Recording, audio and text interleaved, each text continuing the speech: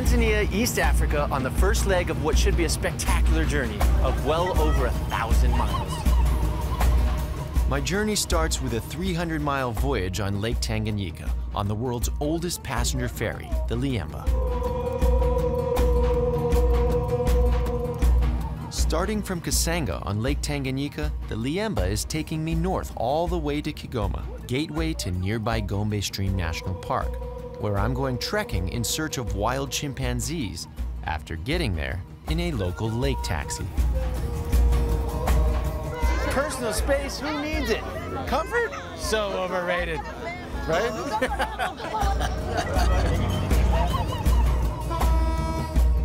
From Kigoma, I then travel by train 750 miles east to Tanzania's biggest city, Dar es Salaam, and the nearby port of Bagamoyo, from where I end my journey sailing to Zanzibar. I'm on the Indian Ocean sailing on a dhow, fighting the winds just to stay on course.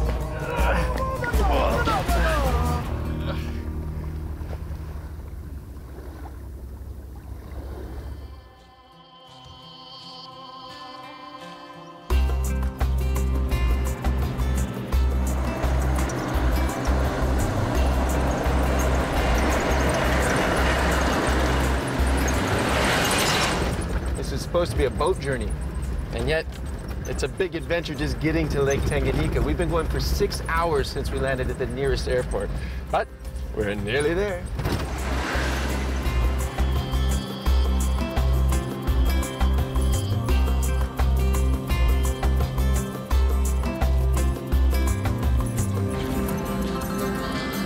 Wow. Let's stop here for a second, yeah? We finally made it. Lake Tanganyika, the longest freshwater lake in the world, right here in the middle of Africa. This is beautiful and serene. It's much bigger than I thought. I mean, this looks like an ocean almost. Look, that's Kasanga. That's where I'm catching my boat. Doesn't really look like a busy port, but it is what it is. Better get down there so I don't miss the boat. Apart from at Kigoma, 300 miles north, there are no tarmac roads anywhere along the Tanzanian shore of Lake Tanganyika, so going by boat is much the easiest, fastest, and cheapest way to travel along the lake. This is it here? Yes, it is. This is the dock for the Liemba? Yes, yes. Ha! Okay, thank you very much. Doesn't look very busy, but I'm told this is the takeoff point. Hello.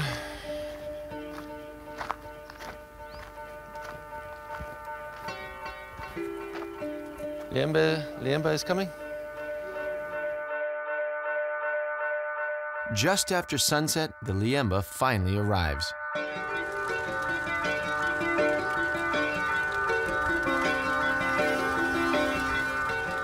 The Liemba's arrival is a really big event for the locals, because apart from being the one and only passenger ferry on Lake Tanganyika, it also only travels once every fortnight.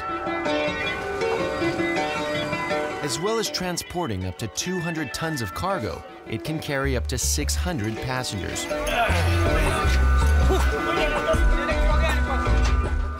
Number 5, 3, this must be it, yep. Number 1. Hey, not bad. Got my own personal space on a very busy boat. But it looks like I might have a roommate. It's a little warm. Yep, that works, that's good. All right, well, it's been a long day, long journey to get here, and I'm tired, so I'm gonna go to bed. Good night. There are only 12 first-class cabins like mine on the boat, with the vast majority of passengers traveling much more cheaply in third class, sleeping where they can as we travel through the night. From Kasanga, the Liemba's journey up Lake Tanganyika is scheduled to take nearly 2 days, as it stops at lots of villages along the way. I'm getting off at the boat's final port of call, Kigoma, before heading on to Gombe Stream National Park.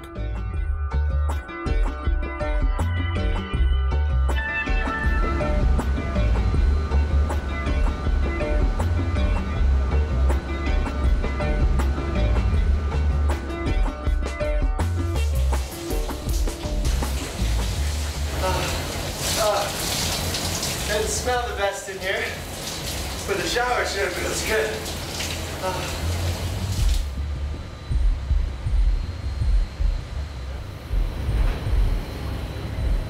Wow. What a great way to start the day.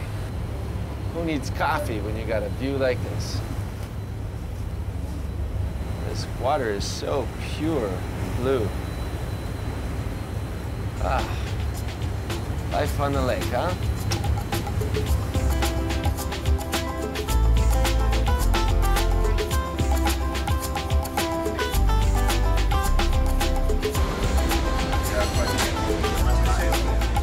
First-class passengers share the use of the restaurant with the Liemba's crew. But the vast majority of passengers traveling in third class must either bring their own food with them or buy it from small food stalls on board. How much are the bananas? Banana, 500. 500, so that's like 25 cents for a bunch. So there we go there.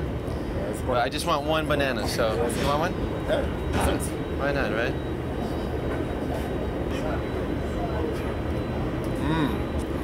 Nice and ripe. So it seems like there's a lot of people in here right now. Actually, it's gonna get a lot more packed from what I'm told, because every town picks up more and more people as they head to the big city of Kigoma.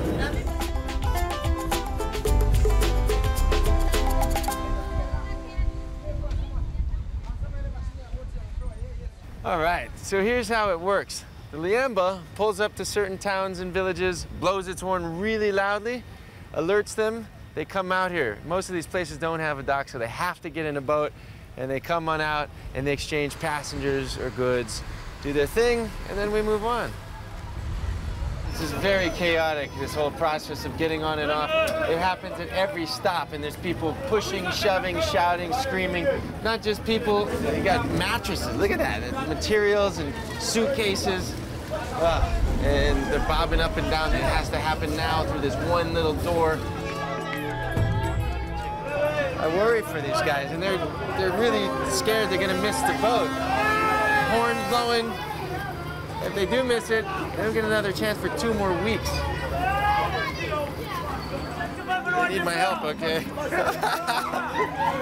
Cut me some slack here. I don't know what I'm doing. Faster, faster, faster, faster. Come on, come on. Come on, come on, go, go, go.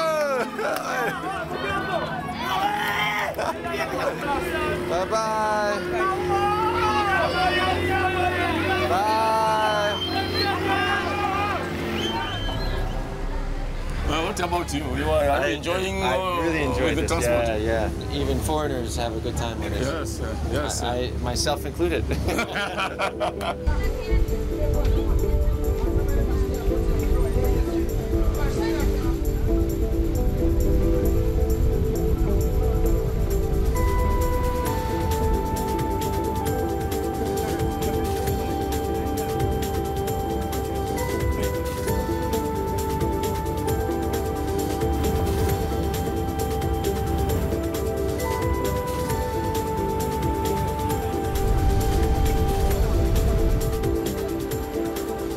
As it turns out, there is in fact one village along the lake that does have a jetty where the Liemba can dock. All right, so this is Kapili, and this is the only stop along the way where you can just get off and be right on dry land, not do the boat-to-boat transfer. So I'm gonna explore for a few minutes.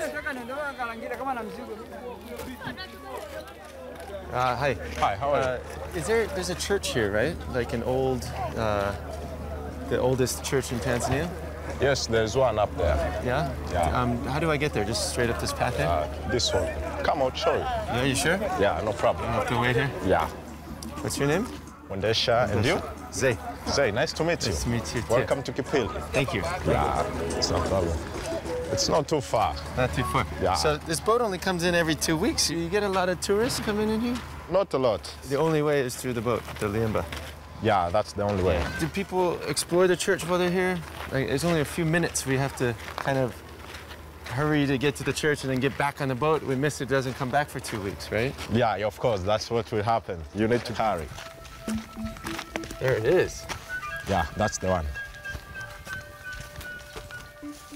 Watch your steps. Any snakes around here?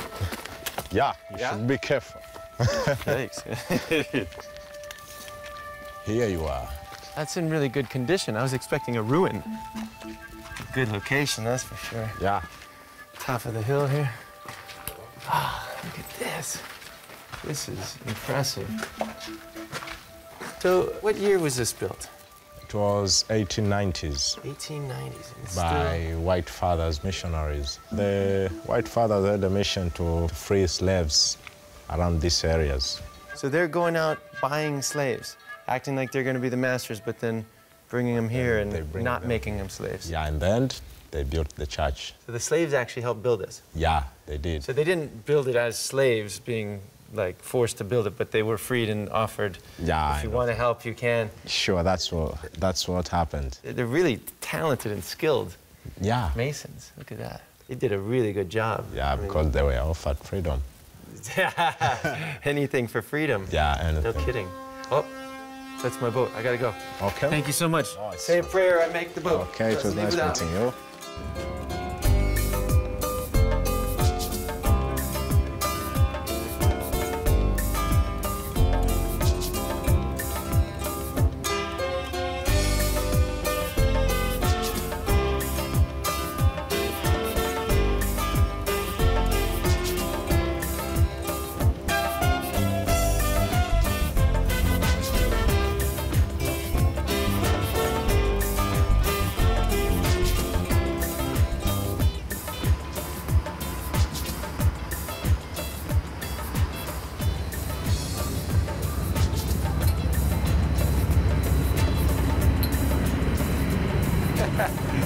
It says fire horse. I wonder if that's more efficient than a fire hose. Noise the engine! Ah, the lifeboats.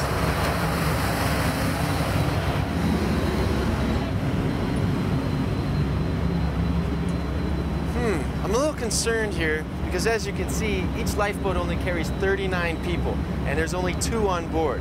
Now, I'm no mathematician, but that seems entirely inadequate for a boat that can carry more than 500 people. And another thing, this boat was built almost the exact same time as the Titanic. We all know how that ended. They didn't have enough lifeboats either. Luckily for me, we're not expecting any icebergs. In the unlikely event that the Liemba did happen to sink, all the hundreds of passengers who couldn't get in the lifeboats would need to cling to one of these floating lifesavers. The remarkable thing is, during its 100-year-long lifetime, the Liemba has sunk before, back in 1916. The reason it sunk? Amazingly, during World War I, the Liemba was a German warship.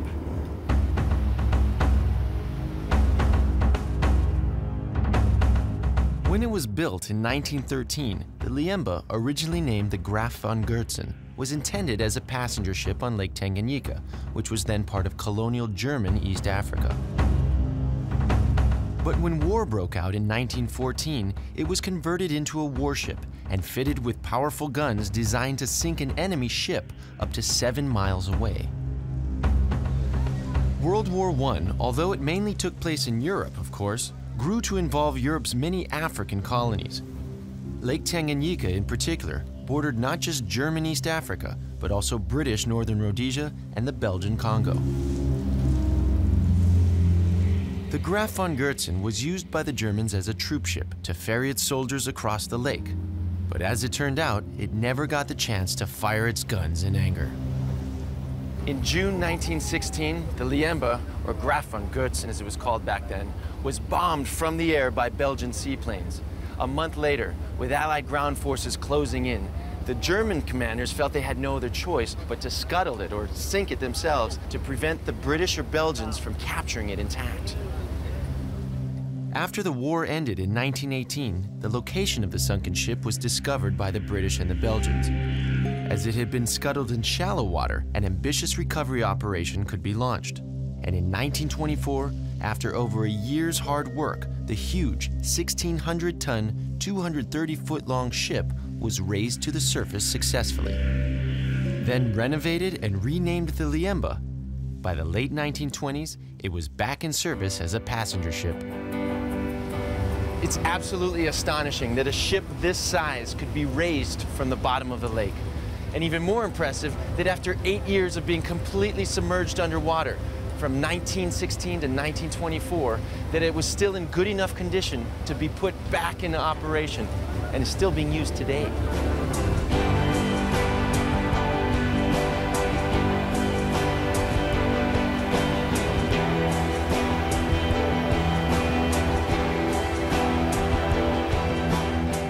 Today, the Liemba's hull is still original, dating to 1913, but the rest of the ship has been modernized over the past century, including the heart of the ship, the engine room.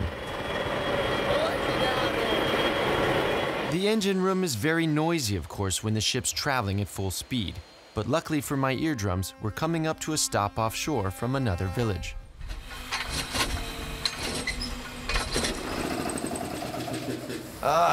Hi, how are you? Hello, fine, and you? Good, thank you. You're welcome. So this surely isn't the original engine that was here when it was built in 1913? No. These were installed later. They were installed in 1993. 1993, these engines? Yeah, but these are a bit older. Bit old. The engine's old age slows down the Liemba, and the historic 1913 design of the ship's hull doesn't help either, due to the unusually long propeller shaft. The shaft's old-fashioned design means that a significant amount of the engine's power is lost along it. The Liemba may not be as efficient or as reliable as more modern ships, but with its remarkable wartime history and its status as the oldest passenger ferry in the world still in regular service, it well deserves its nickname, the African Queen. Hello. Can I come in? Yeah, please come in. Hi, Captain. Hi. So you're the captain of this whole ship? Sure. That must feel good, huh? Yeah. I feel good because I feel that I'm carrying some history. Yeah? I'm carrying the world history, so I feel very good. Yeah? This has been going for over 100 years. What's the condition of the boat? Is it barely holding on, or is it going to go for 100 more? The outer shell of the vessel is still very strong, Yeah. but the engines are very old. They need repair, but the outer shell still can survive more 100 years. So that's where the potential is. As long as the shell is good, the hull is good, you can keep going. Yeah, we can keep going. That's amazing. All right, well, thank you very much. I better let you get back to work. Okay, thank you very much. Okay, see you. Bye-bye.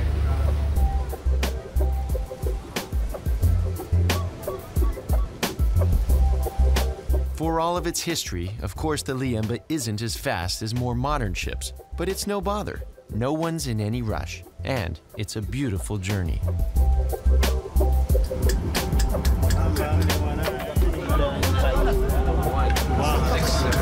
He's cheating.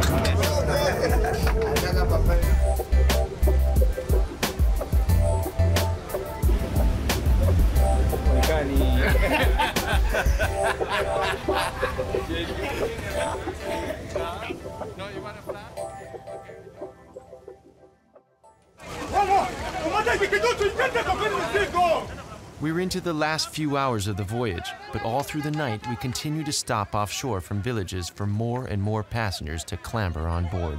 This is absolute mayhem, insanity. As if it's not hard enough to do this anyway during the day, they're doing this at night. This is the horn. They're like telling them, hurry, hurry, hurry. Add pressure to this situation. What really got me was just seeing these babies being tossed by one arm at a time, and you watch the mother She's like, oh, you know, 2 of her kids are just being like dangled like that. And then she's trying to get up and they're all trying to shove as the boat's going up and down. These guys don't have a choice. This is their only way to get to the big city, you know, and they have to wait on this schedule, and it happens to come at night. They got to deal with that.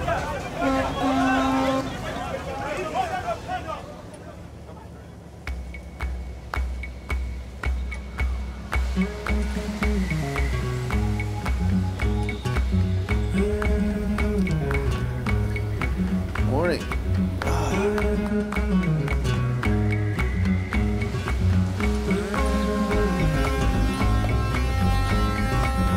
At last, after nearly 2 days on the lake, we're arriving at our final destination, Kigoma, the Liemba's home port.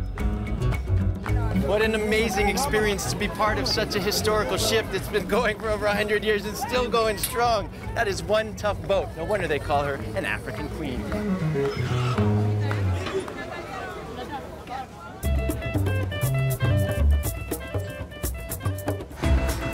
Spreading inland from the port, Kigoma is by far the biggest Tanzanian town on Lake Tanganyika. It's a bustling, colorful place, but for the traveler, its main claim to fame is as a jumping-off point for nearby Gombe Stream National Park, one of the best places in the world to see chimpanzees in the wild. Keep it easy. Excellent.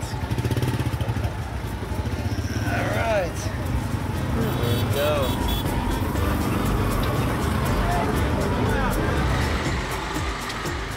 I'm keen to head to the national park straight away, and to get there, I'm planning to travel on another tough boat. But there's only 1 trip a day to Gombe, and the boat's due to leave soon, so there's no time to lose.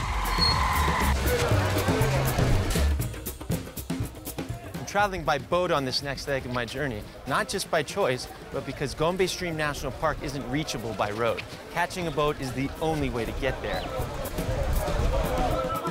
You can hire a private boat to get to Gombe, but it'll cost you at least $200, which is fine if you're in a group, but it's a lot for one person. So I'm going to do as the locals do and catch a lake taxi. And this looks like it over here.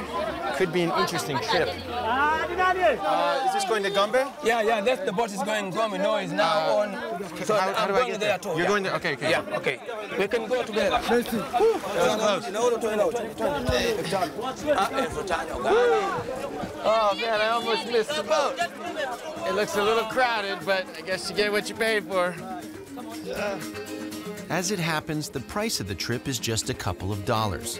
It's only around 15 miles to Gombe Stream National Park, but apparently the journey is likely to take at least 2 or 3 hours, as the boat stops at quite a few villages along the way.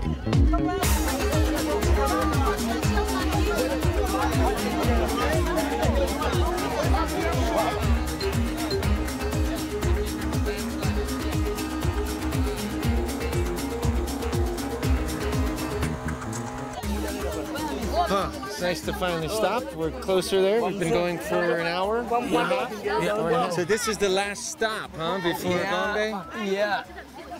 Oh, it certainly is a long trip to be squished in like this, huh? Yeah. And you guys do this regularly? Yeah. All the time? Yeah, But it's very crowded. the other option was to hire a private taxi boat, and that would be $200. So I'm saving $198. It's worth it, I think. Yeah. You got to get used to people's hands just coming and landing on your neck, don't you?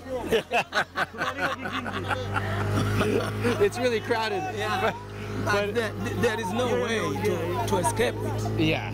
I mean, this is the only way to get to Gombe. Yeah. And it only comes once a day. Yeah. So everyone scrambles to get on it. Yeah. And everyone's accommodating. Yes.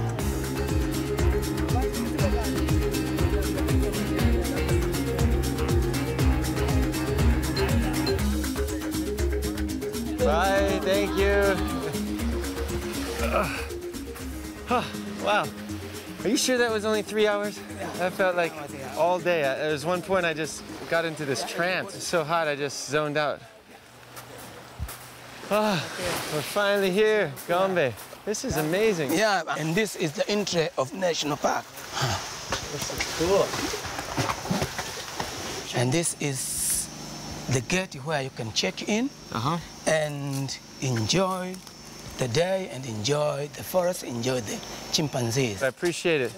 Here's your money. Nice guy. Oh, this is quite cool. Hello. Hello. Our entry fee is $100 per day for the 24 hours, and the 20 for the guide, and the 20 for the room. Okay. Let's take cash. No, we are not taking cash. No, you don't. Yeah, we don't like take cash. Now we are using only card. That's odd, isn't it? It's opposite of what you'd expect. You're in the middle of nowhere, and you don't take cash. You only take credit card. Yes, please. Yeah. Cash tends to disappear. That's why we like to take card. It's very official, isn't it? So, what are the chances of seeing a chimpanzee while Yeah, we hope so. I hope so. Yeah. I just paid $140. I took a boat all the way all day. I took another boat for the last couple of days. I need to see some chimpanzee. What's the guarantee? We never know. I hope I find him. You are welcome. Yeah. All right. Well, this is exotic. My own private guest lodge with its screened-in veranda. Here's my bedroom. Got a mosquito net. That's essential around here. But this is what I'm more drawn to. My own private beach. What? Are you kidding me? Might have to go for a sunset swim. Woo! This is living.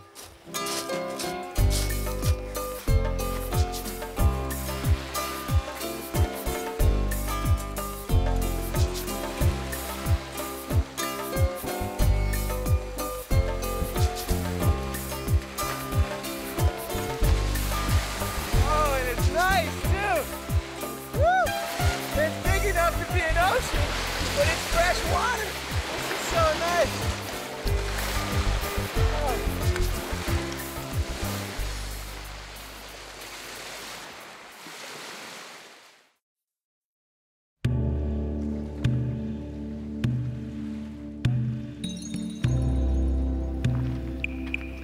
If you want to take a hike here, you got to have a guide. This is Edie. He's my guide. Hi. And hopefully, he leads us to some chimpanzees. We're hiking high up into the mountains where the chimpanzees were last seen yesterday evening by the National Park's trackers who follow the chimps' movements. And these trackers do this every day. Yeah, they do every day. Whew.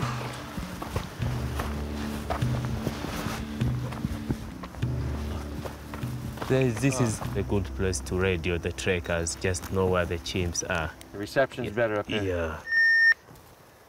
Mlongwe. Tuko hapa James Peak. Na wanafanya nini sasa? Wanakula au wanapanda juu hapa? Wametulia mahala wanafuatuana. Yeah, asante sana. Okay, so what they say, the chimps are there. Let me show you where they are. They are a little bit down from the grass. Okay. Yeah. Why are they so high? Yeah, they are there because around that place is where you can find a lot of fruits. That's why they go there. Okay, yeah. Smart. This is exciting. Let's go see them. Yeah.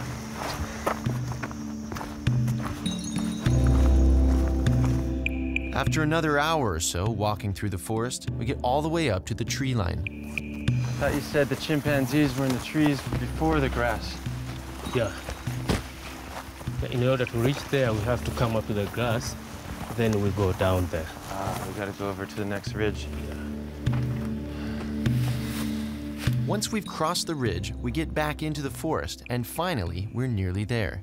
The chimpanzees, it seems, aren't far ahead. What? Can you hear them? That are chimps. That's them. Yeah. Since the chimpanzees are always on the move through the forest in order to find the best ripe fruits, they're hard to find near the trail.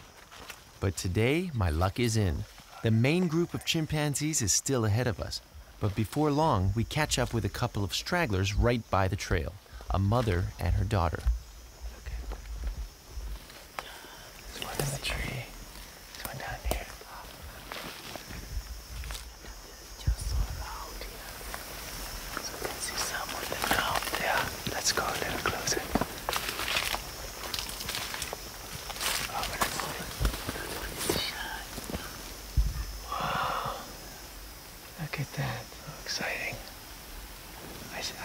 doubts, but here we are. Amazingly, we can get even closer to the chimpanzees because here at Gombe, as they've been so extensively studied by researchers, they aren't scared of humans. They're just eating the fruits. It's called miswankala.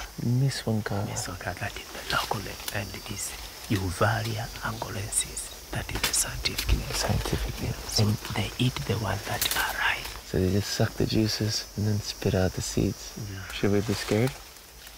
What should we do? This is Sunday. She used to people. She's used to people. She's good. She's good. That's incredible. She's 42. 42? 42. How old do chimpanzees usually live to be? They go up to 50. 50 to 55, yeah. So she's 42 out of... She's almost lived her full life then, huh? And what's this one named? This is Siri. Siri? Yeah, it's the baby of Sunday. She's the baby, yeah? She's about 9 years. 9. This is incredible.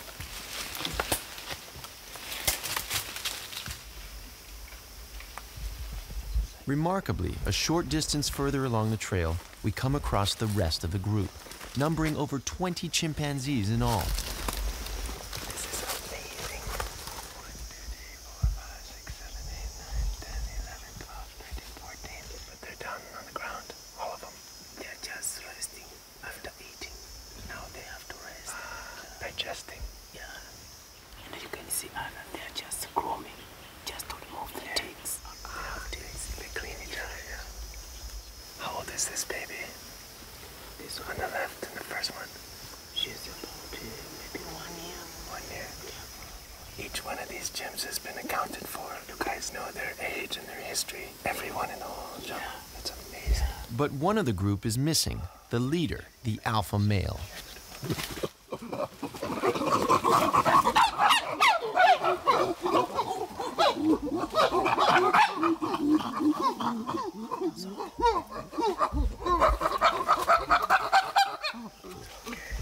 The one that joined right now in the alpha male, Ferdinand. He's 23 now. That's him in the middle now. They're respecting him. So that is the boss of the community. I did not even see him. He was right by me. He keeps his eye on us, huh? As the alpha male, Ferdinand has fathered lots of babies by many different females. The babies, who'll stay dependent on their mothers in the extended family group for up to 7 years or more, spend much of their time playing, practicing the skills they'll need in adulthood. Ferdinand, it seems, has decided it's time to move on. Where the alpha male leads, the others follow. Oh, here comes a little baby. They just swing on in, don't they? Oh, and he made it. So the baby ones seem to have like a pink face and the older ones have a dark black face. Is that part of the aging process? Yeah. It's amazing how similar they are to humans. You know, their nails look just like human fingers. And their faces are just very similar to ours and expressive. And as you can see, you can differentiate them by face. Because of their individual looking faces, you can just tell right away who they are. Yeah. Much like people, we can, once you get to know them, you realize each one is unique. Yeah. So, They fart. just like humans. I never imagined in my wildest dreams I would get so close and just get to hang out in the wild with chimpanzees. I mean, how unusual is this? Or is this every person that comes here gets to come do this? No. And you know why? Because most of fruits are not near the trail. So most of time they spend in the forest. This is not happened for almost a month. It's incredible. What an experience. Thank you. It's been the experience of a lifetime getting such a rare and privileged close-up view of wild chimpanzees here at Gombe. But now it's time for me to move on.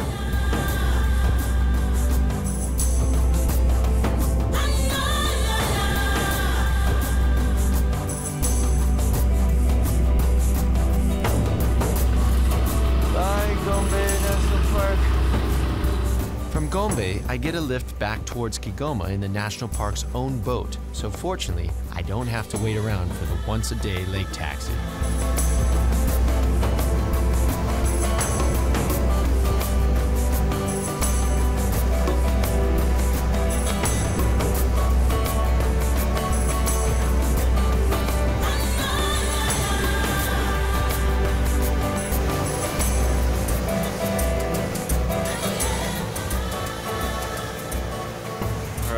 Made it. Wow. Edie. Yo. You're a rock star. Thank you. You are welcome. Thank you so much. You are welcome. Amazing experience. I'll always remember that. Yeah. Appreciate it. Thank you. Bye. Ah. Nice.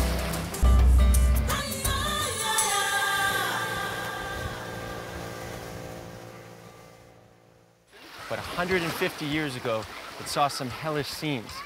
Back then, Ujiji was the main port on Lake Tanganyika. And over the years, hundreds of thousands of slaves who were captured from the Congo across the lake were landed here in big wooden sailing boats, not so different from this one here.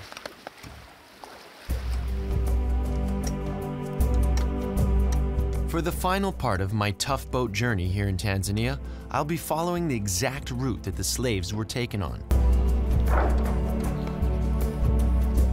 From Ujiji, the old slave caravan route stretches 750 miles across the country to the ocean. Today, the first mile or so of it is lined by an avenue of ancient mango trees. These mango trees are hundreds of years old, so it's chilling to think they were actually here when the slaves were marching past them.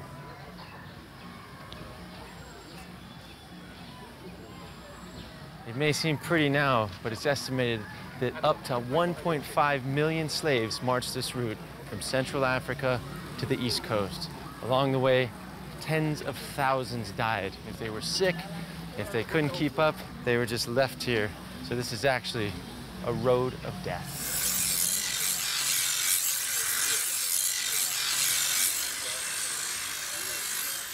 For me to walk all the way to the coast like the slaves did before they were taken by sailing boat to Zanzibar's slave market would take me about a month. So instead, I'm traveling by train from Kigoma all the way to Dar es Salaam on the coast. Nowadays, there's a train that leaves 2 to 3 times a week from here to Dar es Salaam, and I'm about to miss this train, so I gotta go.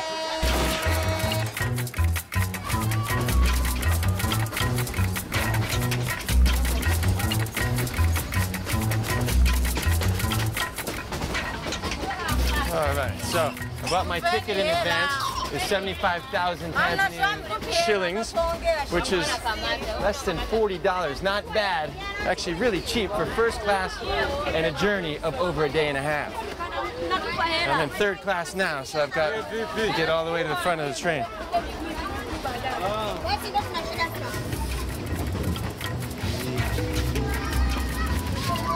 All right, this is me.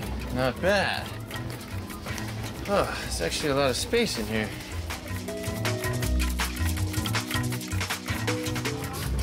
Ah, thank you. Ah, look at that frosting. Ah. Now I can sit back and enjoy the ride. Ah, the scenery is beautiful outside, but I have to keep reminding myself that every step along this journey, the slave caravan came along. I'm trying to take that in as well to appreciate just how long this was that they were forced to walk. The train journey from Kigoma does in fact follow almost exactly the 750-mile-long route that the slaves walked 150 years ago on their way to the coast and Zanzibar's slave market, diverging only at the end near Dar es Salaam. For me, imagining the horrific suffering the slaves experienced on this route puts into helpful perspective the tiny hardships of train travel today, even in first class. This light system is very ancient. You just connect these or take them off. Oops. Sorry. Hi. Hello. I'm just getting light in here. That's how you do it, right? Like that. Okay. Hi, how are you? How are you? I'm fine. Good, my friend. Good. We have a problem Uh-huh. of theft. A theft problem. Yeah, theft Okay. problem. Because of that, I would like to tell you that you have to make sure the window is closed when you are ready to sleep. Okay. So we have a problem of thief over the roof. There's And thieves on the roof? Yeah. It's coming from the roof and enter my room. Yeah. In your room. Through the window. This happens a lot. A lot of the time. Several times. Okay. So here we are just closing the window like this. Uh-huh. Put the wood here. Oh, I see. Okay, so you use the stick to keep it closed. Okay, so keep this locked all night. All right. Make sure the door is closed. And lock the door. Okay. Thank you, Fred. Thank you very much.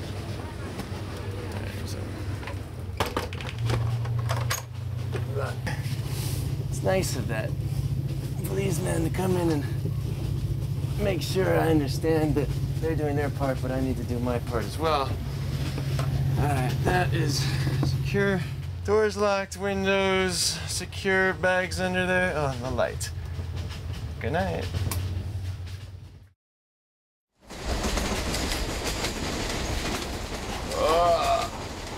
Oh, good morning. Well, I had a pretty good sleep, or should I say sleeps. It's very off and on. They blow the horn really loud at every stop, and then the stops are sometimes quite abrupt where it jerks you and jolts you up. But put all those little pieces together, I'm happy I slept. Let's see, the bag is still here, that's good. That means this window worked. Yep, first class is the way to go. Whoa, what is this? Ha! Was I just saying this is first class? It's hilarious. All right.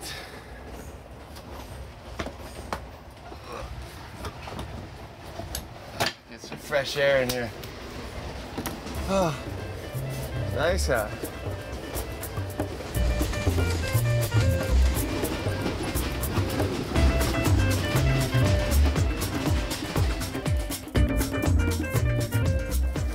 See what they're selling here.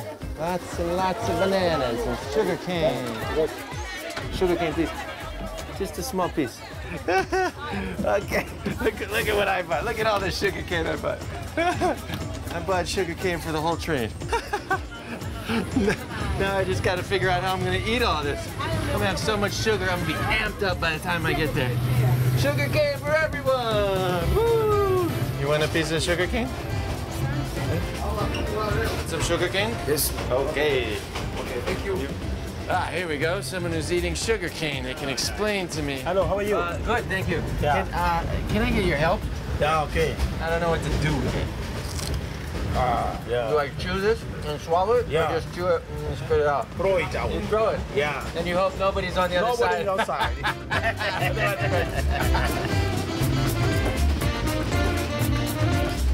At lots of the stations along the way, there are people selling local souvenirs, but you've got to be quick to buy stuff because the train only stops for a few minutes. What do you got? What do you got? Wooden spoons? Those are pretty. How much? 500. Beautiful. Let me get 2. Yeah, look at that. All one piece. Beautiful. Thank you. What do you got? What do you got? What are these? 1,000. What are they, whistles? Ah, nice. All right, I'm ready to depart. All aboard. Let's go. Next up, Dar es Salaam.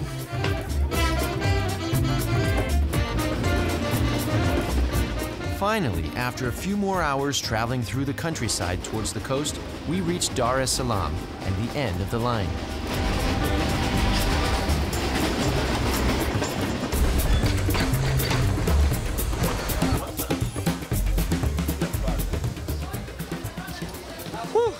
That was quite a journey.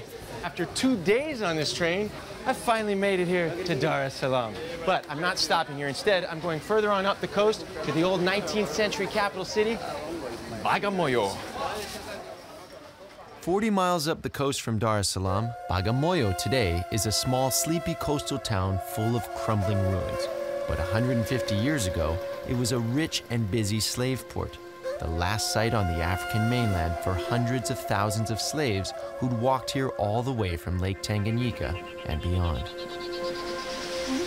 Even the name of this place carries a poignant memory of the tragic history of slavery here. Bagamoyo translates as "here lay down your heart," essentially abandon hope here, which is no doubt how the slaves felt as they were loaded onto the sailing boats and forced to leave their homeland forever. Today, Bagamoyo's fleet of traditional merchant sailing dhows, which once transported humans to be bought and sold at the slave market on Zanzibar, just 25 miles away, carry much happier kinds of cargo to and from the island. Tubs of cooking oil, for example, which are cheaper to buy on Zanzibar, are a popular item that's traded in this direction.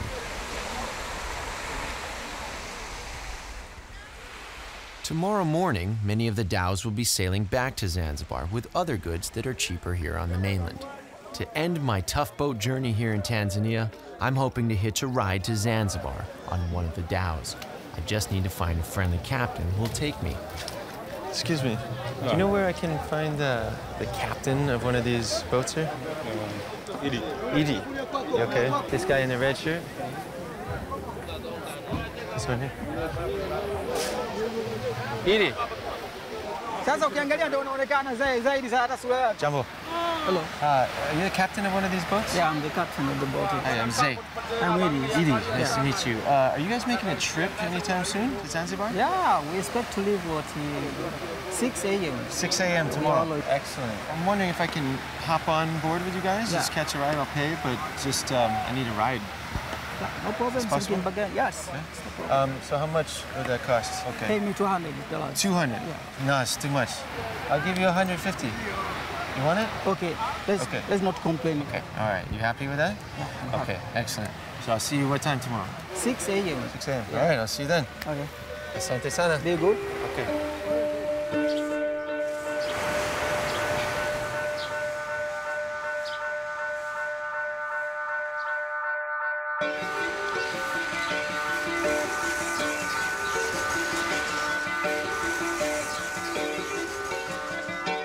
The next morning, just after dawn, I make my way out to rendezvous with the dhow. The captain is keen to get going immediately, so as soon as I'm on board and we can get the sails rigged, we head out to sea. We're off to Zanzibar!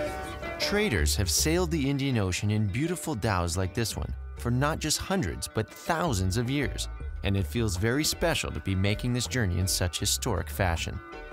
The dhow's cargo, however, is as ordinary as can be.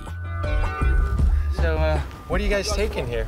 We have tomatoes, carrots, potatoes, chocos.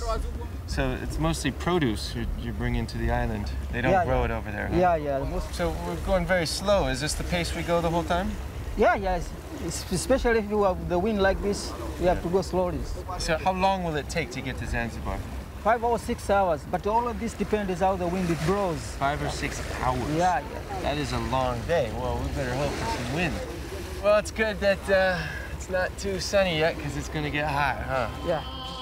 Before long, as the sun climbs higher in the sky, the heat does kick in, which helps the wind pick up too. To make the most of it, we have to re-rig the sail. This is tough work, huh? You pull with your whole body weight and it barely moves. That's strong. When you look up at it, it's like, woo!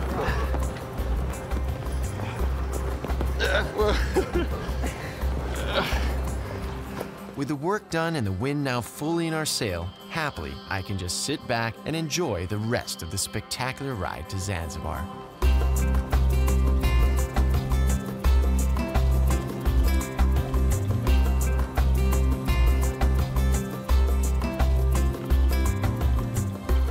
Finally, we see the coastline of Zanzibar in the distance. We're almost there. For me, sailing to Zanzibar has been a really enjoyable end to my Tanzanian adventure. But of course, 150 years ago, this voyage was a tragedy for huge numbers of people. The name Zanzibar sounds fantastically exotic and romantic. But let's not forget that over 1.5 million slaves were shipped to Zanzibar on boats like this in the 19th century to be sold at the slave market. That's over 1.5 million lives crushed for profit. Zanzibar, of course, is just one of many places in the world that once profited hugely from the selling of slaves. And in any case, today that history is long in the past. For me, stepping ashore will be the end of what's been an amazing Tanzanian journey. Life is tough here, and so are the boats I've traveled on. Starting with the remarkable Liemba on Lake Tanganyika and finishing here on this beautiful, hard-working dhow, this whole trip has been an amazing experience and one that I'll never forget. Thanks for sharing the adventure.